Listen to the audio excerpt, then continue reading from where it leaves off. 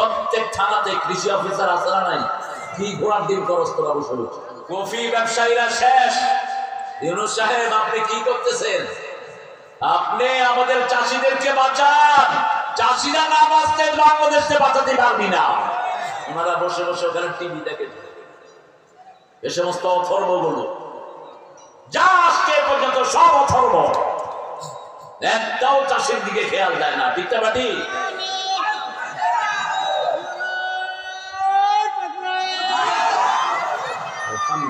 আল্লাহ তোমাকে কবুল করো। এরকম ছেলে দরকার। ভাইরা, এদের অভাবটা পূরণ করে দিবে। প্রায় লাখের কাছাকাছি টাকা এদের ডেফিসিয়েন্সি আছে, লস হচ্ছে। আপনারা 5 টাকা 10 টাকা দিবেন না, 100 500 যৌতুক পারেন। মায়েরা নাকের ফুল, কানের দুল, হাতের বালা, গলার মালা খুলে দিয়ে দেন। এগুলো জাকাত দেন না দেখে চোখ আকেতেরা নিয়ে যান। আর জাকাত দিলে হেফাজত করবেন কে? জাকাত দিয়েছেন, কার দায়িত্বে চলে গেল? আল্লাহর দায়িত্ব। ঘর খোলা থাকলেও ডাকাতি হবে না, দেখবেন। ঘর খোলা থাকলেও চুরি হবে না। হেফাজত করে দিবেন কে? অসংখ্য নজির আছে। আপনি আল্লাহর হুকুম মানবেন, আপনার জিনিসগুলো পাহারা দিবেন কে? এখন আপনি আল্লাহর হুকুম মানেন, মৃত্যুর পরে আপনার হুকুম মানবে কে? আল্লাহ বলছেন, মন যা চাইবে আমি হাজির করে দেব। শুধু দুনিয়াতে একটু কষ্ট করে আমার নামাজ পড়ো, আমার জিকির করো, আমার কোরআনের দল করো, অন্য কিছুই আল্লাহ চান না। ঠিক না ঠিক? কোরআনের দল ছাড়া আমরা কোন দল করব? কোরআনের আইন ছাড়া কোন আইন আমরা মানব? জিয়াউর রহমান বিসমিল্লাহ প্রতিষ্ঠিত করেছিলেন সংবিধানে। 114 বার এসেছে এই আয়াতটি। এখন এরা যদি বিসমিল্লাহর বিরুদ্ধে কথা বলে, এরা জিয়াউর রহমানের আদর্শ থাকবে না। ঠিক কিনা? জিয়াউর রহমানের ব্রিফকেসের ভিতরে কি পাওয়া গেছে? জায়নামাজ। কি জায়নামাজ? ভাঙা সুটকেস। আর কি? লুঙ্গি আর তসবিহ। এরা যেন নামাজি হয়। আমাকেও বলেছে আমাদের অমিত খুব নামাজি। অমিত নামাজের সময় হলে কোথায় যায়? এটা যেন বিএনপির প্রত্যেকটা ছেলে যায়, তাহলে জামাত আর বিএনপির মধ্যে কোনো দূরত্ব সৃষ্টি হবে না। আর যদি নামাজ না পড়ো, শয়তান ঢুকায়া তোরে শয়তান বানায় ছেড়ে দিবে। এই জন্য নামাজ আছে যেখানে ঐক্য আছে, নামাজ আছে যেখানে ভালোবাসা, আলেম আছে যেখানে হক্কানি আলেম, রহমত আছে সেখানে। 3 নাম্বার যারা এই এলেম শিখে, 4 নাম্বার যারা এদেরকে অনুসরণ করে। কোরআন হাদিস যেখানে আমরা আছি সেখানে আল্লাহ বলছেন, তাকু রাব্বাকুম, রবকে ভয় করো। আমরা বললাম ভয় করলে কি লাভ?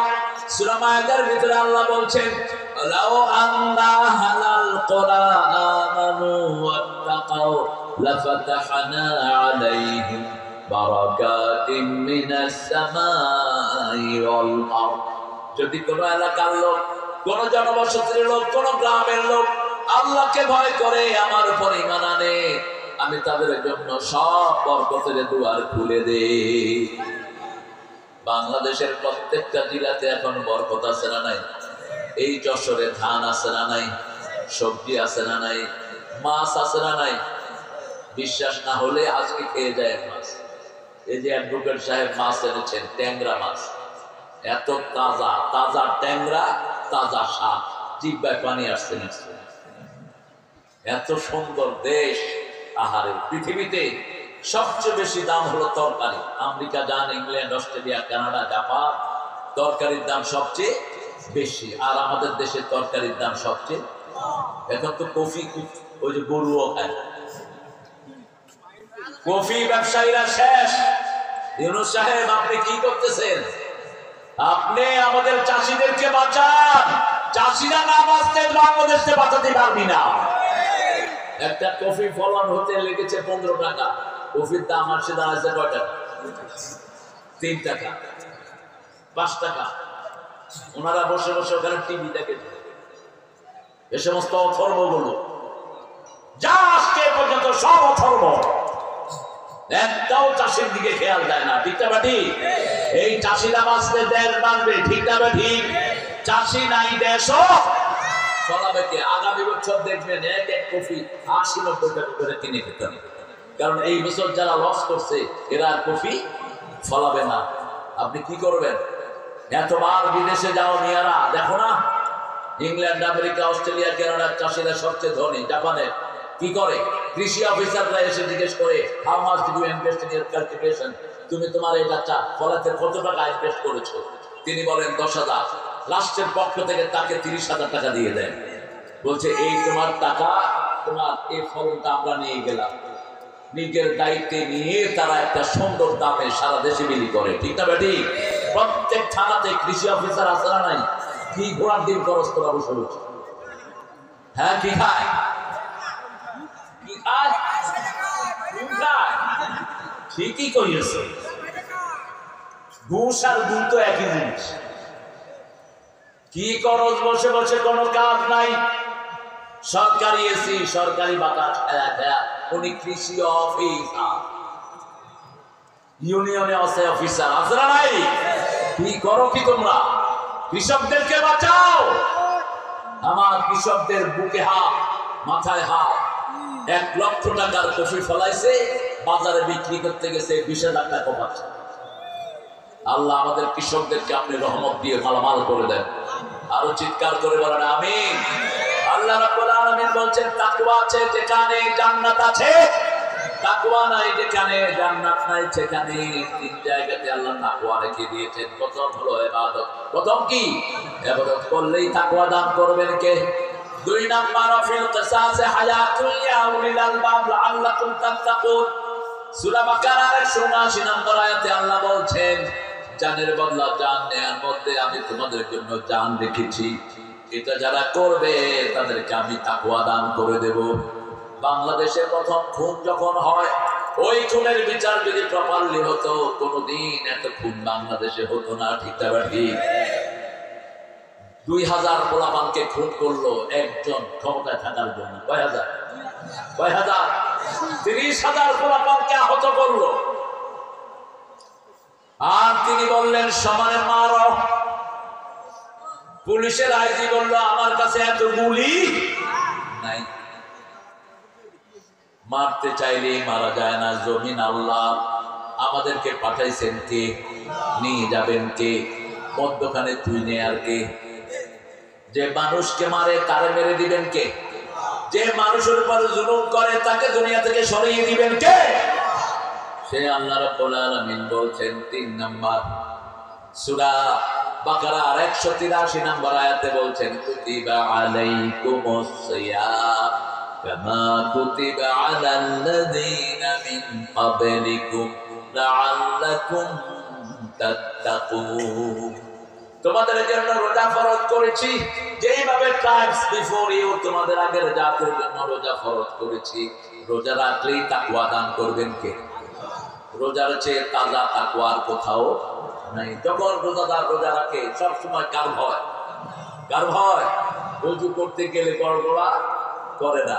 উজু করতে গেলে কোন রকমের কুলি করে পানিটা ফেলে দেয়। আপনি যদি জিজ্ঞেস করেন গড়গড়া করো না কেন, কোথায় যাও? খাওয়া দাওয়া করছে?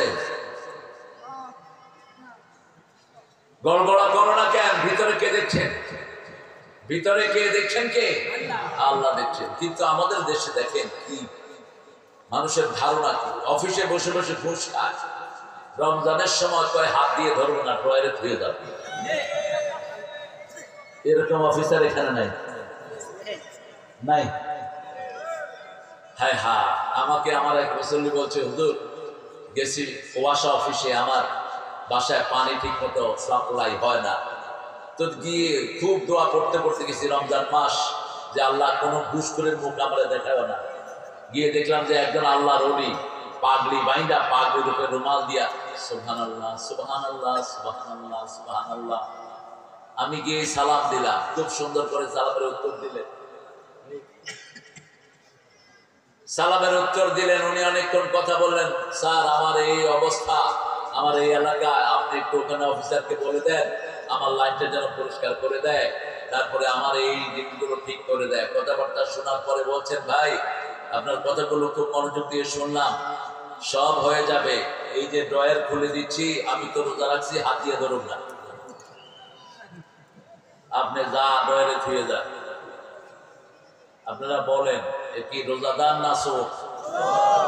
এই রোজা কবুল হবে না লাথি খাবে? আল্লাহ যদি তাজা শাস্তি দেওয়ার ব্যবস্থা থাকতো তাজাই দিতেন।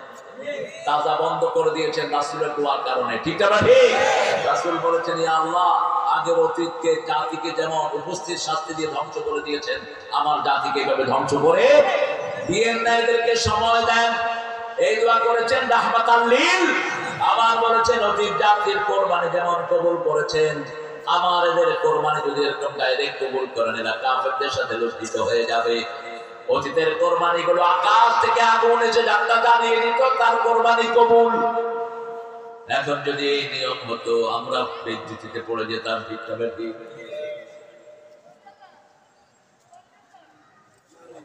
সালাম খানা আমি দেরি করে ফেলেছেন। খানা বিষয় আল্লাহ কবুল করো কাশরাফ ভাইকে।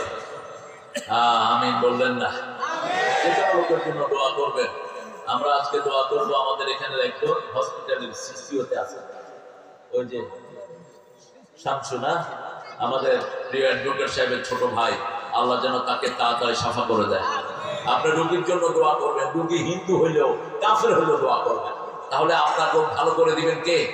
রাসূল রোগী দেখতে যেতেন, রাসূল ঘরের দিকে আসতেছেন, এক কঠিন ডাকলো, মুহাম্মদ তাআলা ওয়ালাদি মারিদ, এ মুহাম্মদ ভিতরে আসো। লোকটা কি? লোকটা কি? ইহুদি, আমাদের সবচেয়ে জঘন্য দুশমন। ঠিক কিনা? আসো মুহাম্মদ, আমার ছেলেটা অসুস্থ, হয়তো মারা যেতে পারে। ছোট্ট ছোট্ট রোগে অনেক মানুষ চলে যায় দুনিয়া থেকে। ঠিক না ঠিক? যেমন এখানে আমার সাথে একটা ছেলে সাইমন, ওর আম্মা মোটরসাইকেল থেকে পড়েছে, বয়স বেশি না, 30 কি 32, বাস শেষ। হসপিটালে নিয়েছে, বাস আর ফিরে আসে না। এই তো দুনিয়া, এত তুচ্ছ দুনিয়া। ঠিক কিনা? যখনই আপনি কোন রোগীর কথা শুনবেন, রোগীর জন্য দোয়া করবেন, যেটা করতেন রাহমাতাল লিল। রাসূল চলে গেলেন, যখনই রোগীর কথা শুনেছেন, গিয়ে রোগীর মাথায় হাত দিলেন। প্রথম রোগীর মাথায় হাত দিতেন রাহমাতাল লিল আলামিন, আর বলতেন আল্লাহুম্মা রাব্বান নাস। বলেন আল্লাহুম্মা রাব্বান নাস আযহাবিল বাস আশফি আনতা শাফি লা শিফাআ ইল্লা শিফাউক শিফাআন লা ইউগাদিরু সাকামা। একজন সব রোগকে ভালো করতে পারেন, তিনি কে? আল্লাহ। রাসূল তার মাথায় হাত দিয়ে দোয়া করছেন আর বলছেন, আসলিমি ইয়া বুনাইয়া, হে ছেলে, তুমি কালেমা পড়ে মুসলমান হয়ে যাও। ছেলে তার বাপের দিকে তাকালো, বাপ বলল, ইত্তাবি মা ইউকালু লাকা মুহাম্মদ, মুহাম্মদ যা বলে তুমি তা করে ফেলো। ছেলে পড়ে নিচ্ছে লা ইলাহা মুহাম্মাদুর রাসূলুল্লাহ সাল্লাল্লাহু। কালেমাও শেষ, জীবনও শেষ। রাসূল বলেন, একটু আগে জাহান্নামী ছিল, এখন কি হয়ে গেছে? জান্নাতি হয়ে গেছে। কোরআন আগের যা অপরাধ সব মাফ করায়া দেয়, কালেমা আগের যা অপরাধ সব মাফ করায়া দেয়। যখনই কালেমা পড়বেন, আগের গুনাহগুলো মাফ করে দিবেন কে? পড়েন লা ইলাহা মুহাম্মাদুর রাসূলুল্লাহ সাল্লাল্লাহু। আল্লাহ বলছেন তাকওয়া বলে কি হবে শুনো, ওয়াসারিউ ইলা মাগফিরাতিন মির রাব্বিকুম ওয়া জান্নাতিন আরদুহাস সামাওয়াতু ওয়াল আরদ উইদ্দাত লিল মুত্তাকিন। তোমরা প্রতিযোগিতা করো দুইটা জিনিসের জন্য, একটা হলো জান্নাত আর একটা মাগফিরাত। ওই জান্নাত আল্লাহ মুত্তাকিদের জন্য বানিয়ে দিয়েছেন। ঠিক না ঠিক? এখন মুত্তাকি কারা? পাঁচটা কাজ যারা করবে তাদেরকে মুত্তাকি বানিয়ে দিবেন কে? প্রথম কাজ আল্লাযীনা ইউমিনুনা বিল গায়ব, গায়বের প্রতি ঈমান। দুই নম্বর কাজ ইউকিমুনাস সালাত, নামাজ কায়েম করবে। নামাজ পড়বে না, কায়েম করবে। নিজে পড়বে, বিবি পড়বে, ছেলে পড়বে, মেয়ে পড়বে। যে এলাকায় নামাজ নাই সে এলাকায় নামাজ কায়েম করবে, মসজিদ দিবে। ঠিক না ঠিক? তিন নম্বর মিম্মা রাযাকনাহু ইউনফিকুন, আল্লাহ যে রিজিক দিয়েছেন সেটা থেকে খরচ করবে। প্রত্যেকদিন খরচ করে, খরচ যারা বেশি করে ওটাকে আল্লাহ কাফারা দিয়ে দেন কে? রাসূল বলতেন মুমসিকান তালাফান মুনফিকান খালাফান, যে খরচ করে তার ওই খরচের চেয়ে 70 গুণ আল্লাহ তাকে দান করে দেয়। আর যে খরচ করে না, মুমসিকান তালাফান, যে খরচ করে না আল্লাহ তাকে ধ্বংস করে দেয়। রাসূল এক বর্ণনায় বলছেন, যারা বেশি আল্লাহর রাস্তায় খরচ করে এই দান কিয়ামতের ময়দানে তার মাথার উপরে ছায়া হয়ে আসবে। যতক্ষণ যত বড় দান সে করেছে তত বড় ছায়া তার মাথার উপরে। আরেক বর্ণনায় বলছেন, যারা দান করে এই দানগুলো নূরের বাতি হয়ে তার চারিদিকে জ্বলতে থাকবে। অন্ধকারের ভিতরে আল্লাহ তাকে ওই আলো দিয়ে চালিয়ে দিবেন। আল্লাহ আমাদেরকে দান করার তৌফিক দেন। আল্লাহ বলছেন সূরা মুনাফিকের 9 নম্বর আয়াত, প্রত্যেকটি মানুষ নবী ছাড়া মৃত্যুর আগে একটা আফসোস করবে, লাউলা আখারতানি ইলা আজালিন করিব ফাআসাদদাকা ওয়া আকুম মিনাস সালিহিন। এ আল্লাহ আমাকে একটু সময় দেন, আমাকে আর একটু সময় দেন, সময় দিলে আমি দান করে ভালো মানুষ হয়ে আসবো। কিন্তু মৃত্যু যখন হাজির হয় দান করার সময় নাই। রাসূল সাল্লাল্লাহু আলাইহি ওয়াসাল্লামের জন্য বলতেন, ফাআকসিরু যিকরা হাদিমিল লাযাতি ওয়াল মাউত, বেশি করে স্মরণ করো ওই জিনিস যেটা সব আনন্দকে নিরানন্দ করে দেয়, সব আরামকে ধ্বংস করে দেয়। সেটার নাম হলো মৃত্যু। সেটার নাম কি? মৃত্যু। প্রত্যেককেই মৃত্যুবরণ করতে হবে। এখন কি অবস্থায় মৃত্যুবরণ করব? আল্লাহ বলছেন, আগে মুত্তাকি হও। আগে কি? আগে মুত্তাকি হও। মুত্তাকি হওয়া ছাড়া মুসলমান হওয়া যায় না।